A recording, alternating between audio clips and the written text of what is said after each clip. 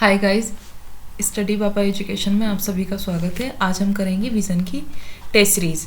इसमें आज हम 25 क्वेश्चन करेंगे। Let start. फर्स्ट क्वेश्चन है हमारा, राष्ट्रीय आपात के संदर्भ में निम्नलिखित कथनों में से कौन सा सही नहीं है। फर्स्ट ऑप्शन है हमारा, राष्ट्रपति मंत्रिमंडल की लिखित अनुशंसा प्राप्त होने के पश्चात ही राष्ट्रीय आपात की उद्घोषणा कर सकता है। सेकेंड ऑप्शन है, आपात को प्रत्येक 6 माह पर संसद के अनुमोदन के साथ अनिश्चित काल तक के लिए बढ़ाया जा सकता है। थर्ड ऑप्शन है, आपात की उद्घोषणा के अनुमोदन प्रस्ताव को सदन के कुल सदस्यों के 2/3 बहुमत से पारित किया जाना अनिवार्य है। डी ऑप्शन है, इसमें राष्ट्रीय आपात की उद्घोषणा को वापस लेने हेतु संसद की स्वीकृति की आवश्यकता नहीं है। चलिए देखते हैं इसमें कौन सा ऑप्शन सही नहीं है। तो सी ऑप्शन देखिएगा कि यहाँ इसने बोला है कि कुल सदस्यों के 2/3 बहुमत से, जबकि यहाँ जो सदन में उपस्थित सदस्य हैं उनका विशेष बहुमत होना अनिवार्य होता है। और जो राष्ट्रीय आपातकाल है ये आर्टिकल 352 में वर्णित किया गया है। तो सेकंड क्वेश्चन देखते हैं हम लोग। लोकतंत्र के सरकार के सर्वाधिक प्रचलित और अन्य स्वरूपों से बेहतर होने के संभावित कारणों पर विचार कीजिए। फर्स्ट ऑप्शन है, यह सरकार के सबसे स्थिर स्वरूपों की स्थापना करता है। सेकेंड ऑप्शन है, यह त्वरित और सही निर्णय को सुनिश्चित करता है। यह सरकार की जवाबदेही निर्धारित करता है। लास्ट ऑप्शन है इसमें, यह आय असमानताओं को समाप्त करता है। ऑप्शन इसका होगा हमारा थर्ड ऑप्शन इज राइट, यह सरकार की जवाबदेही निर्धारित करता है। अब देखिए, जैसे इसमें कहा है फर्स्ट ऑप्शन में कि ये स्थिर स्वरूप की स्थापना करता है। ये स्थिर स्वरूप नहीं है क्योंकि सरकारें बदलती रहती है, ये परिवर्तन स्वरूप होता है इसका। और निर्णय लेने में सुनिश्चित त्वरित नहीं होता है। कई बार जब बिल पास होता है तो उसमें वोटिंग होती है। फर्स्ट ऑप्शन में जैसे इसमें कहा गया है कि सरकार के स्थिर स्वरूप की स्थापना करता है, ये स्थिर स्वरूप की स्थापना नहीं करता है क्योंकि ये परिवर्तनशील स्वरूप होता है इसका, क्योंकि सरकारें बदलती रहती है। सेकंड में कहा गया है जैसे कि त्वरित और सही निर्णय को सुनिश्चित करता है, तो ये जन सामान्य को शामिल करने वाले निर्णयों में भी विलंब हो जाती है क्योंकि वोटिंग करने में कई बार बहुमत पास नहीं हो पाते हैं कुछ बिल, तो उस वजह से कुछ निर्णय लेने में त्वरित नहीं होती है। थर्ड ऑप्शन जैसे सरकार की जवाबदेही निर्धारित करता है, तो थर्ड ऑप्शन इज राइट क्योंकि ये सरकार की जवाबदेही को सुनिश्चित करता है। फोर्थ ऑप्शन है, आय असमानता को समाप्त करता है, तो आर्थिक असमानता को सुनिश्चित नहीं करता है।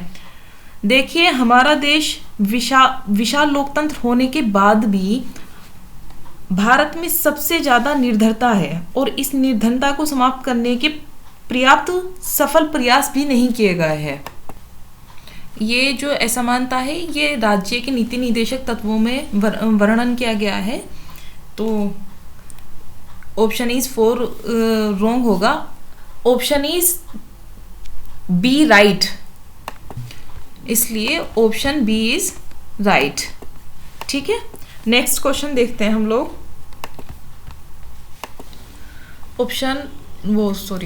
क्वेश्चन इज 3, निम्नलिखित में से कौन सा या से मूल अधिकार भारतीय संविधान द्वारा स्वतंत्रता के अधिकार के तहत प्रदत्त है। फर्स्ट ऑप्शन है शांतिपूर्ण सम्मेलन का अधिकार। सेकंड ऑप्शन है संगम या संघ बनाने का अधिकार। थर्ड ऑप्शन है हड़ताल या प्रभावी सौदेबाजी का अधिकार। फोर्थ ऑप्शन है प्राण या दैहिक स्वतंत्रता का अधिकार। देखिए, जो फर्स्ट ऑप्शन में है शांतिपूर्ण सम्मेलन का अधिकार, ये आर्टिकल 19(1) में है। और संगम या संघ बनाने का अधिकार ये आर्टिकल 19(2) में है। जैसे कि मूल अधिकार हमारे 6 भागों में डिवाइड है। समता का अधिकार, स्वतंत्रता का अधिकार, शोषण के विरुद्ध अधिकार, धर्म की स्वतंत्रता का अधिकार, अल्पसंख्यक वर्गों के सांस्कृतिक और शैक्षिक अधिकार, संवैधानिक उपचार का अधिकार। तो जो स्वतंत्रता का अधिकार है वो आर्टिकल 19 से 22 तक दिया गया है और फर्स्ट एंड सेकंड ये 19 में दिया गया है और फोर्थ ऑप्शन जो है प्राण एवं दैहिक स्वतंत्रता, ये आर्टिकल 21 में दिया गया है। हड़ताल या प्रभावी सौदेबाजी का अधिकार, ये हमारा मूल अधिकार ना होके इसको औद्योगिक कानून के तहत अधिनियम 1949 के तहत नियंत्रित किया जाता है। तो option is C correct, 1 2 4 option is right. Question number 4 है, पृथ्वी की भूकंपीय गतिविधि के संदर्भ में स्वार्म क्या है? ऑप्शन ए, भूकंप के दौरान निर्मुक्त ऊर्जा की मात्रा। ऑप्शन बी, गुरुत्वाकर्षण की प्रतिक्रिया स्वरूप भूगर्भीय पदार्थों का अकस्मात अधोगामी संचलन। ऑप्शन 3 है इसमें उच्च तीव्रता वाले मुख्य भूकंपों के स्पष्ट अनुक्रम के बिना एक विस्तारित अवधि के दौरान स्थानीय रूप से आने वाले अनेक भूकंप के झटके। डी ऑप्शन है पृथ्वी के अंदर होने वाला लगातार निरंतर संचलन जिसका संबंध भूकंप से नहीं होता है और जिसकी अवधि 1.0 से 9.0 सेकेंड होती है। तो फर्स्ट ऑप्शन देखते हैं हम, भूकंप के दौरान निर्मुक्त ऊर्जा की मात्रा। जो भूकंप के दौरान ऊर्जा निर्मुक्त होती है उसको भूकंपीय ऊर्जा कहते हैं। बी ऑप्शन जो है इसमें गुरुत्वाकर्षण की प्रतिक्रिया स्वरूप भूगर्भीय पदार्थों का अकस्मात अधोगामी संचलन, ये जरूरी नहीं होता कि भूकंप के कारण ही हो, ये भूस्खलन और अन्य प्राकृतिक कारणों के कारण भी होता है। तो बी ऑप्शन भी गलत है। सी ऑप्शन देखते हैं, उच्च तीव्रता वाले मुख्य भूकंपों के स्पष्ट अनुक्रम के बिना एक विस्तारित अवधि के दौरान स्थानीय रूप से आने वाले अनेक भूकंप के झटके। तो सी ऑप्शन इज राइट, क्योंकि कई बार जब भूकंप तेज आता है या आने से पहले जो भूकंप के हल्के झटके आते हैं उसको कहते हैं स्वार्म। और डी ऑप्शन में जो बोला है कि 1.0 से 9.0 सेकंड के जो भूकंप होते हैं उसको सूक्ष्म भूकंप की कैटेगरी में रखा जाता है। क्वेश्चन नंबर 5, हाल ही में सुर्खियों में रहा चाखाओ है। मिजोरम का बांस नृत्य, मणिपुर की काली चावल की किस्म, असम की पारंपरिक टोपी, सिक्किम का एक बौद्ध त्योहार। तो option B is correct, Manipur की काली चावल की किस्म। जो इसके अंदर यह रंग जो होता है वो एंथोसाइन एजेंट के कारण होता है। ठीक है, ये ध्यान रखिएगा कि ये काले रंग की जो किस्म है इसकी वो एंथोसाइन एजेंट के कारण होती है। क्वेश्चन नंबर 6, भारत को राज्यों के परिसंघ यानी फेडरेशन के बजाय राज्यों के संघ यानी यूनियन के रूप में क्यों वर्णित किया गया है?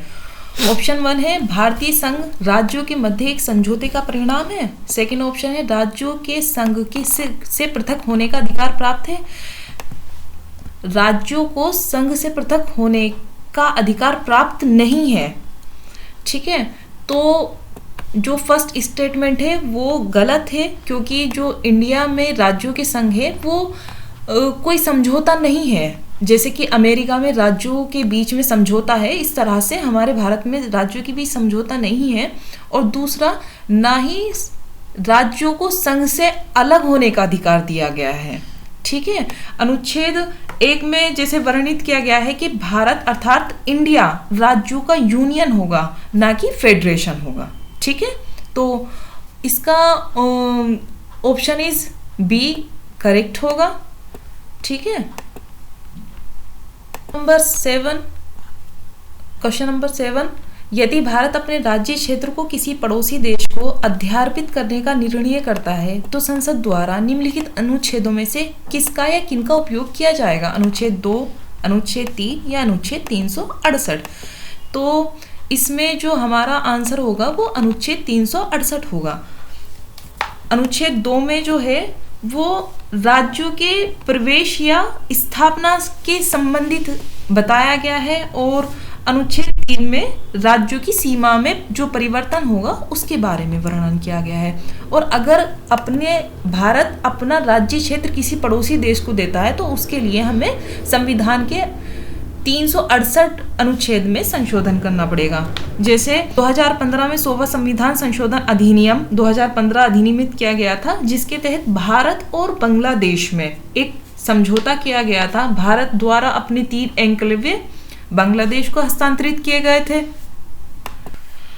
भारत ने बांग्लादेश को 111 एन्क्लेव दिए हैं और बांग्लादेश ने भारत को 51 एन्क्लेव दिए हैं। 16वां संविधान संशोधन अधिनियम 2015 के तहत। क्वेश्चन नंबर 8, केंद्रीय अन्वेषण ब्यूरो सीबीआई के संदर्भ में निम्नलिखित कथनों पर विचार कीजिए। स्टेटमेंट 1 है, यह केवल भ्रष्टाचार व आर्थिक अपराधों से संबंधित मामलों की ही जांच करता है। सेकंड ऑप्शन, जब जांच किए जाने वाले अपराध भ्रष्टाचार निवारण अधिनियम 1988 के अंतर्गत हैं, तब केंद्रीय सतर्कता आयोग द्वारा सीबीआई की कार्यप्रणाली का निरीक्षण किया जाता है। तो इसमें देखिएगा फर्स्ट ऑप्शन, जैसे इसमें कहा गया है कि केवल भ्रष्टाचार या आर्थिक अपराधों से संबंधित, तो ये ऑप्शन गलत है, क्योंकि जो सीबीआई जांच करता है वो भ्रष्टाचार और आर्थिक अपराधों से अलग भी, जैसे कि हत्या है, दहेज हत्या है, बलात्कार है, विमान अपहरण है, राजनीतिक हत्या है, उनसे संबंधित भी जांच मामलों की जांच करते हैं। ठीक है, और इसमें सेकंड ऑप्शन इज राइट। जब जांच किए जाने वाले अपराध भ्रष्टाचार निवारण अधिनियम 1988 के अंतर्गत आते हैं, तब केंद्रीय सतर्कता आयोग द्वारा सीबीआई की कार्यप्रणाली का निरीक्षण किया जाता है। B option is right.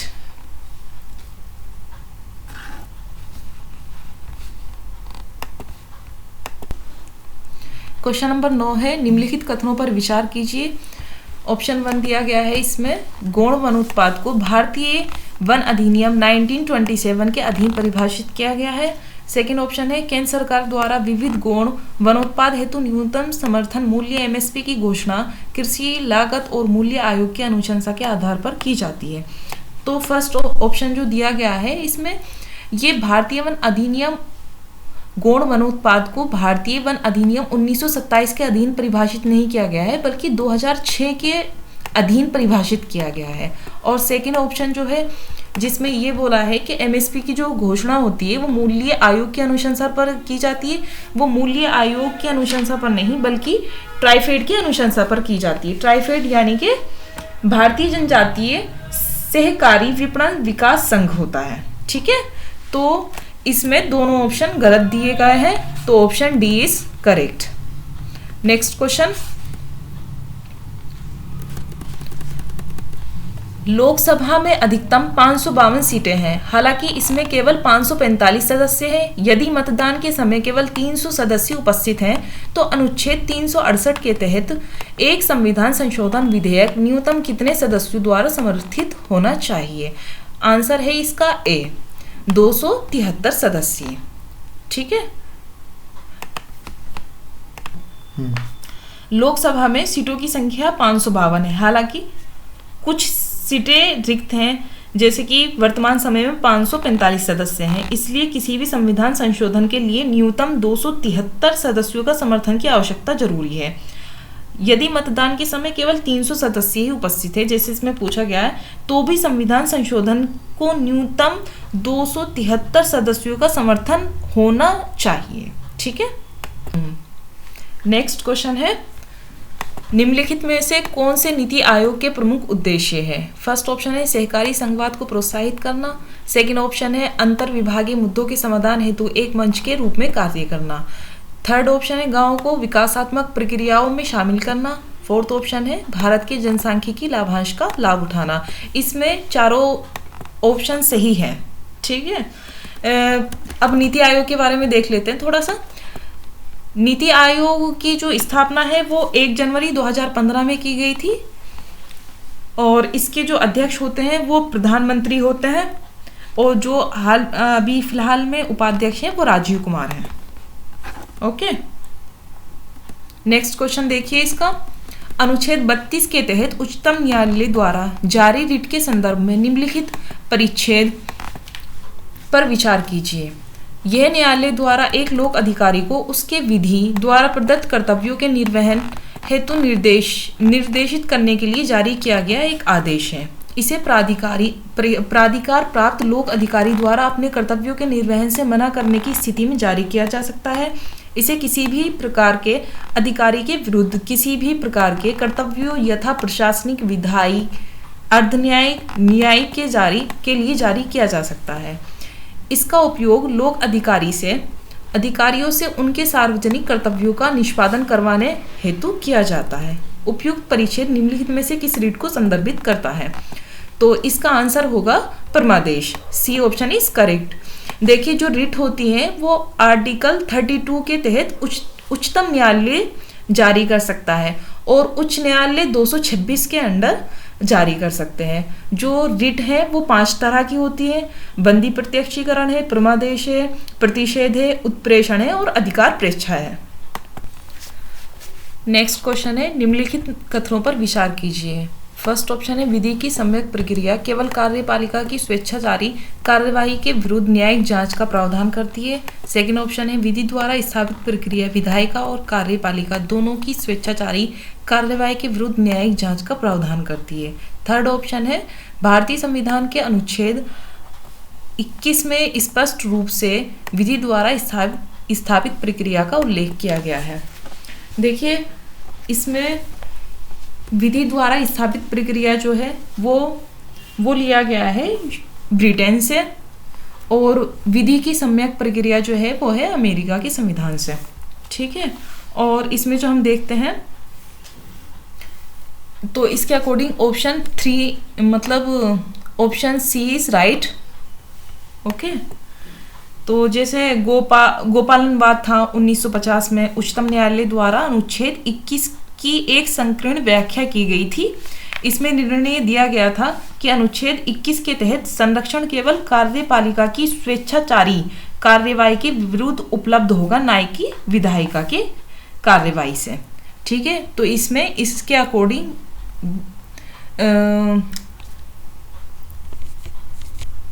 Second option wrong हो जाएगा। ठीक है, नेक्स्ट क्वेश्चन है संविधान किसी राज्य में राष्ट्रपति शासन लागू करने का प्रावधान करता है। ऑप्शन है यदि राज्य संघ द्वारा दिए गए निर्देशों का अनुपालन में विफल होता है। सेकंड ऑप्शन है राष्ट्रपति को यह समाधान हो जाता है कि राज्य का शासन संविधान के प्रावधानों के अनुसार नहीं चलाया जा सकता है। थर्ड ऑप्शन है कानून एवं व्यवस्था को बाधित करने वाली हिंसक घटनाएं घटित होती है। तो इसमें जो होगा ऑप्शन 1 और सेकंड करेक्ट हो जाएगा, क्योंकि जो राष्ट्रपति शासन लगाया जाता है वो इसलिए लगाया जाता है क्योंकि अगर राष्ट्रपति को ये लगता है कि जो शासन है संविधान के अनुसार नहीं चलाया जा रहा है और दूसरा जो संघ के निर्देश है उनको राज्य पालन करने में विफल है। ठीक है, उसमें राष्ट्रपति शासन में कानून एवं व्यवस्था को बाधित करने वाली हिंसक घटनाओं का उल्लेख नहीं किया गया है और राष्ट्रपति शासन जो है वो आर्टिकल 356 में और 365 में वर्णित किया गया है। तो ऑप्शन इसका होगा ए 1 एंड सेकंड। नेक्स्ट क्वेश्चन है हाल ही में भारतीय रिजर्व बैंक आरबीआई द्वारा स्थायी जमा सुविधा एसडीएफ आरंभ करने पर विचार किया जा रहा है, जिसका उद्देश्य है। ऑप्शन 1 है कुल मांग को बढ़ाने हेतु बाजार में तरलता में वृद्धि करना।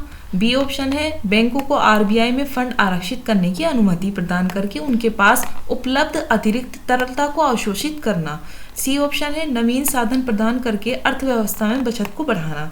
डी ऑप्शन है अवसंरचना में निवेश को बढ़ावा देकर अर्थव्यवस्था की मंदी को त्वरित करना। तो इसका ऑप्शन होगा बी इज करेक्ट,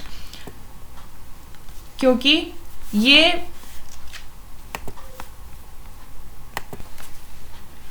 2014 में उर्जित पटेल की अध्यक्षता में गठित मौद्रिक नीति समिति की रिपोर्ट द्वारा इस सुविधा को पहले से ही सरकार की स्वीकृति प्राप्त हो गई है, जिसके पश्चात वित्त विधेयक के माध्यम से वर्ष 2018 में भारतीय रिजर्व बैंक अधिनियम में संशोधन भी किया गया है।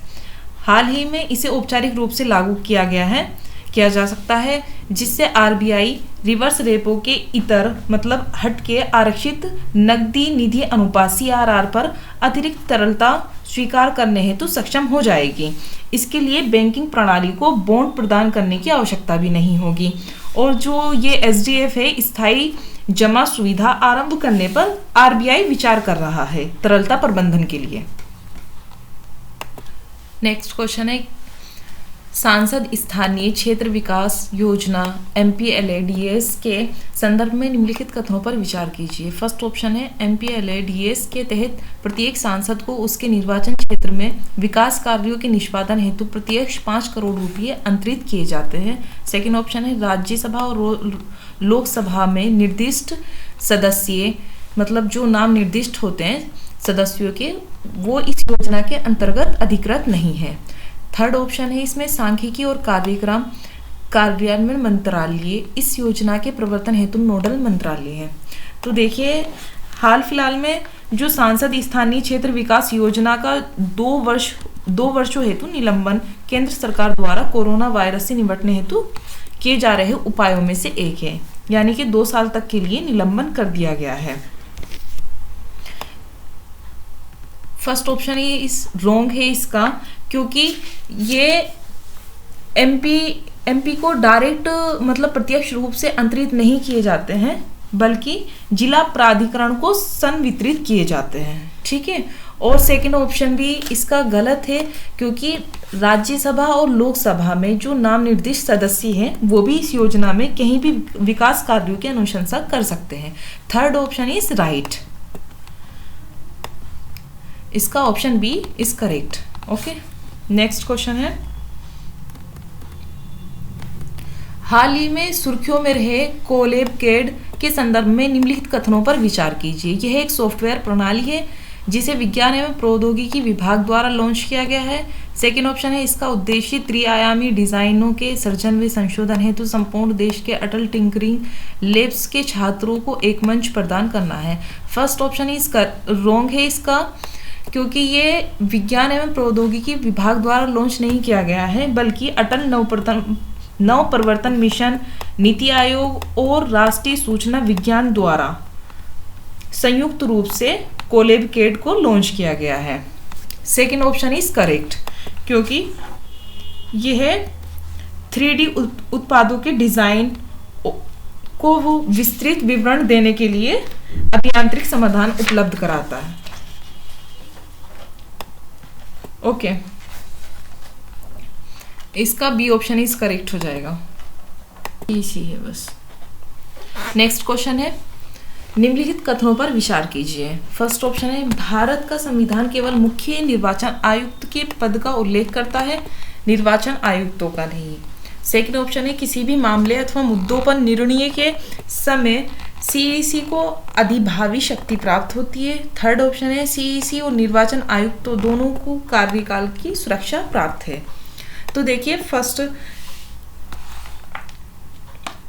इसको अनुच्छेद जो निर्वाचन आयुक्त हैं उनको अनुच्छेद 324 में वर्णित किया गया है। सॉरी गाइस, अनुच्छेद 324 में निर्वाचन आयोग के बारे में बताया गया है।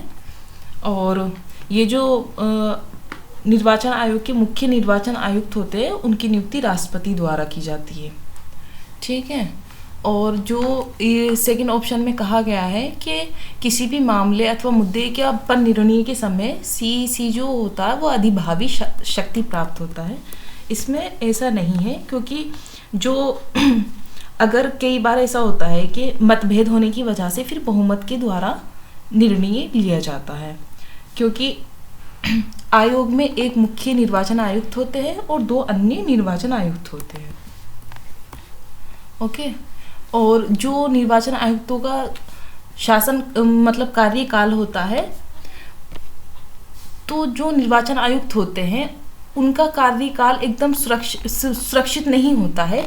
सीईसी की अनुशंसा पर राष्ट्रपति द्वारा निर्वाचन आयुक्तों को हटा दिया जाता है, जबकि सीईसी को अगर पद से हटाया जाता है तो उसकी प्रक्रिया जो मुख्य न्यायाधीश की होती है, उच्चतम न्यायालय के न्यायाधीश को जो वेतन प्राप्त होते हैं और भत्ते प्राप्त होते हैं वो समान शक्तियां प्राप्त होती हैं।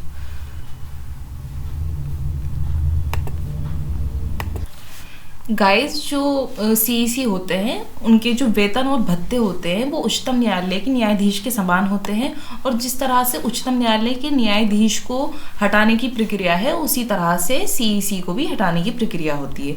तो इसका ऑप्शन डी इज करेक्ट, यानी कि उपयुक्त में से कोई भी नहीं। ओके, नेक्स्ट क्वेश्चन देखते हैं। भारतीय संविधान सुनिश्चित करता है, फर्स्ट ऑप्शन है व्यक्ति स्वतंत्रता, सेकंड ऑप्शन है सामाजिक न्याय, थर्ड ऑप्शन है समुदाय आधारित अधिकार। इसके तीनों ऑप्शन सही है, यानी कि ऑप्शन डी इज करेक्ट।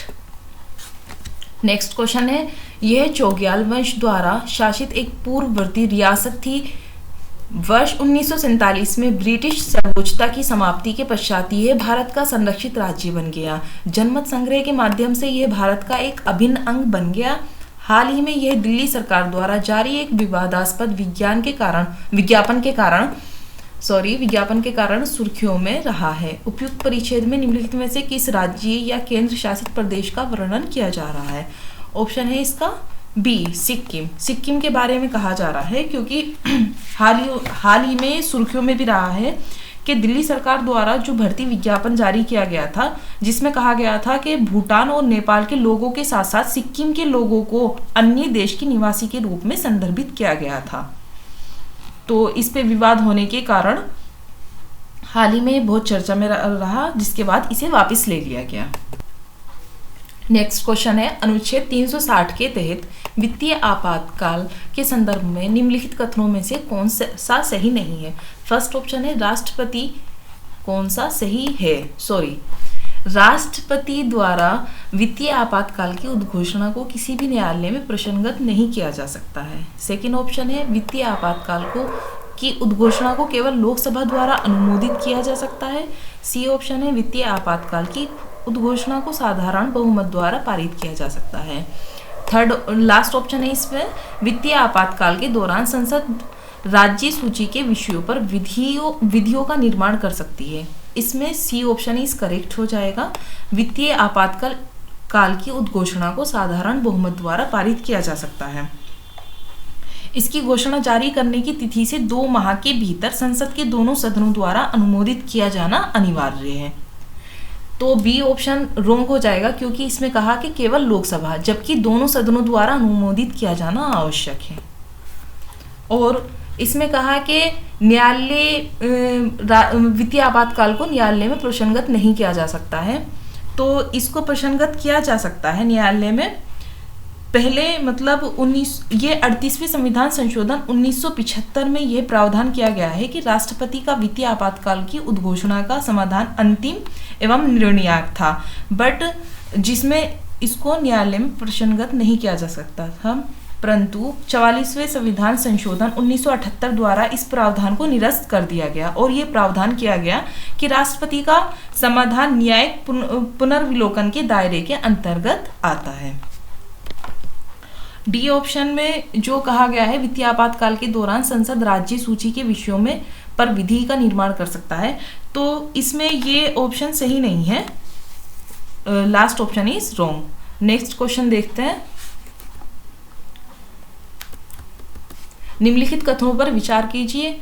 राष्ट्रीय मानवाधिकार आयोग NHRC, national human rights commission और राज्य मानवाधिकार आयोग स्टेट ह्यूमन राइट्स कमीशन के अध्यक्षों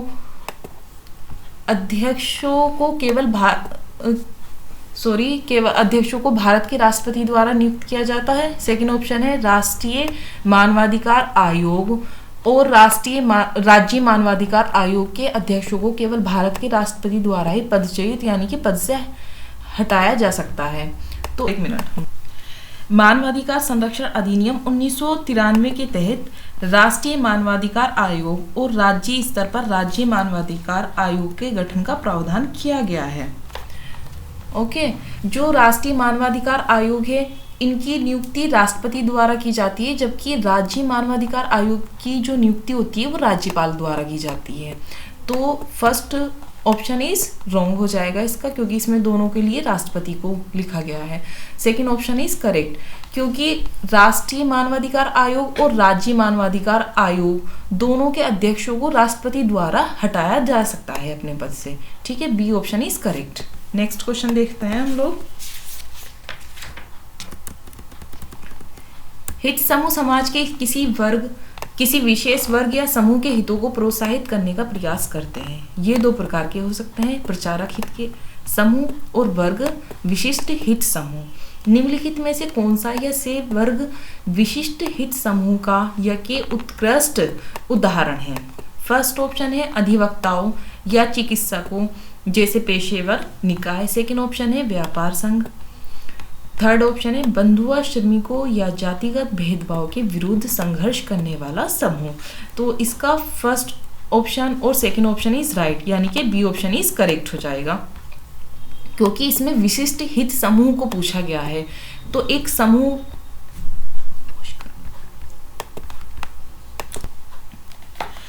व्यापार संघ, व्यवसायिक संगठन और पेशेवर जैसे अधिवक्ता है, चिकित्सक है, प्रशिक्षक है का जो संगम आदि जैसी इकाइयाँ होती है, इस प्रकार के कुछ उदाहरण हैं। ये वर्ग विशिष्ट हित के समूह में आते हैं। और जैसे बालाश्रम के विरुद्ध संघर्ष करने वाला समूह एवं स्वयं के लिए नहीं बल्कि उन लोगों के लिए संघर्ष करता है जो इस प्रकार के उत्पीड़न से ग्रस्त होते हैं। तो ये हमारे प्रचारक हित समूह में आते हैं। बंधु, तो इसमें ऑप्शन बी करेक्ट हो जाएगा, 1 और second statement is right. Okay, next question निम्नलिखित प्रकरणों में से कौन सा या कौन सी व्यक्ति की भारतीय नागरिकता के लोप का कारण बन सकता है या सकते हैं। फर्स्ट ऑप्शन है जब किसी भारतीय नागरिक द्वारा स्वेच्छा से किसी अन्य देश की नागरिकता ग्रहण कर ली गई हो। सेकेंड ऑप्शन है यदि नागरिक द्वारा भारत के संविधान के प्रति अनादर व्यक्त किया गया हो। थर्ड ऑप्शन है यदि वह नाबालिग है तथा उसके माता पिता ने भारतीय नागरिकता का परित्याग कर दिया गया हो। तो इसमें जो आएगा, ये तीनों क्वेश्चन करेक्ट हैं और स्टेटमेंट जो है तीनों करेक्ट है। इसका होगा डी ऑप्शन। नागरिकता अधिनियम 1955 या इस अधिनियम से पूर्व संविधान के तहत अर्जित नागरिकता के लोप के 3 कारण निर्धारित किए गए हैं। एक तो है त्यजन यानी त्याग, दूसरा है पर्यायवसान और थर्ड ऑप्शन होगा इसका वंचित किया जाना।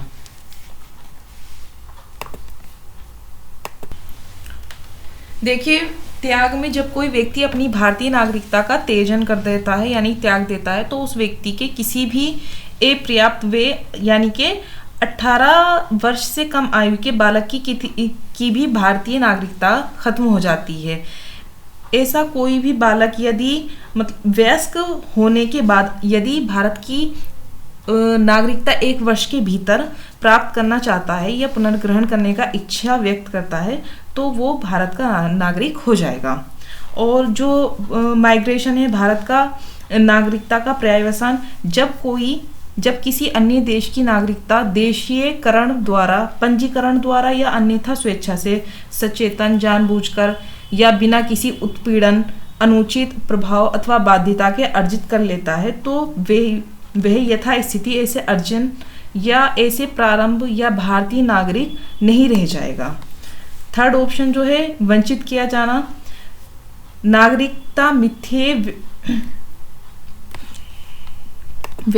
व्यपदेशन द्वारा प्राप्त की गई हो, यानी कि झूठ बोलकर भारत की नागरिकता प्राप्त की गई हो, या फिर नागरिक के भारतीय संविधान के प्रति अनादर व्यक्त किया गया हो, या युद्ध के दौरान शत्रु के साथ गैरकानूनी रूप से संबंध स्थापित किया गया हो, या कोई राष्ट्र विरोधी सूचना प्रदान की गई हो। अगर कोई व्यक्ति इस तरह के कृत्यों में शामिल पाया जाता है तो उसको भारत की नागरिकता से वंचित कर दिया जाता है।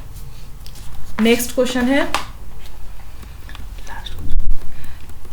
नेक्स्ट और लास्ट क्वेश्चन है ये हमारा, निम्नलिखित में से कौन सा इसे भारतीय संविधान के परिसंघीय विशेषताएं या है।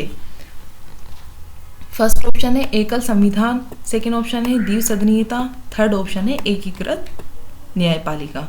तो इसमें होगा सेकेंड ऑप्शन इज करेक्ट, द्विसदनीयता। परिसंघीय विशेषता में क्या क्या आता है, देखो सरकार की दोहरी व्यवस्था आती है, एक तो शक्तियों का पृथक्करण, लिखित संविधान, संविधान की सर्वोच्चता, स्वतंत्र न्यायपालिका, द्विसदनीयता। और जो गैर परिसंघीय विशेषताएं होती है उसमें आता है हमारा सुदृढ़ केंद्र, गैर परिसंघीय विशेषताएं या एकात्मक विशेषताएं जो हैं उसमें आएगा हमारा एकल संविधान, एक सुदृढ़ केंद्र, एकल नागरिकता, संविधान की नम्यता, एकीकृत न्यायपालिका, केंद्र द्वारा राज्यपाल की नियुक्ति, अखिल भारतीय सेवाएं या आपातकालीन प्रावधान इत्यादि। जैसे परिसंघीय यानी कि फेडरेशन शब्द को संविधान में कहीं भी उल्लेख नहीं किया गया है। अनुच्छेद 1 में भी भारत को राज्यों के संघ के रूप में वर्णित किया गया है। इसमें जो 2 तथ्य हैं, जैसे कि प्रथम है भारतीय परिसंघ अर्थात संघ राज्यों द्वारा किसी समझौते का परिणाम नहीं है, और द्वितीय है कि किसी भी राज्य को परिसंघ से पृथक होने का अधिकार नहीं है। Thank you guys for watching this video. Please share and subscribe, like, and thank you.